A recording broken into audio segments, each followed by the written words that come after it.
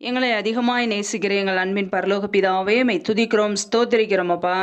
இந்த நாள் முழுவதும் எங்களை பத்திரமாய் பாதுகாத்து கொண்டீரே, அதற்காக ஸ்தோத்திரம். ஒவ்வொரு நாளும் எங்களை ஜீவனோடு வைத்திருக்கிறீரே, அதற்காக நன்றி அப்பா. எங்களுடைய தேவைகளை சந்திக்கிறீரே, நன்றி. உண்ணவும் உடுக்கவும் தங்குவதற்கு இடம் கொடுத்து எங்களை பாதுகாக்கிறீரே, நன்றி அப்பா. இப்பொழுது இணைந்திருக்கிற ஒவ்வொரு குடும்பங்களையும் நம்முடைய கரங்களிலே அர்ப்பணிக்கிறோம். என் தேவன் தாமே ஆசீர்வதிப்பீராக. பிள்ளைகளை பாதுகாத்து கொள்வீராக. பிள்ளைகள் என்னென்ன காரியங்களுக்காக தேவைகளுக்காக காத்திருக்கிறார்களோ எல்லாவற்றிலும் நன்மையை கட்டளையிடுங்கப்பா.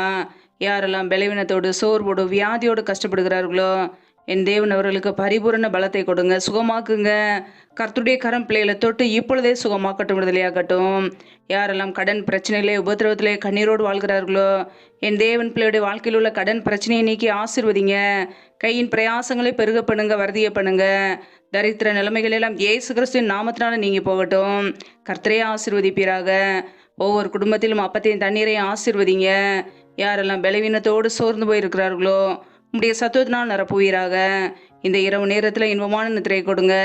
சத்துரு கொண்டு வருகிற போராட்டங்கள், பிரச்சனைகள், மரண பயங்கள், இருளின் அதிகாரங்கள், ஆபத்துகள், நாச மோசங்கள், தீமைகள், விக்னங்கள் எல்லாவற்றிற்கும் விலக்கி எங்களை பாதுகாத்து கொள்ளுங்க.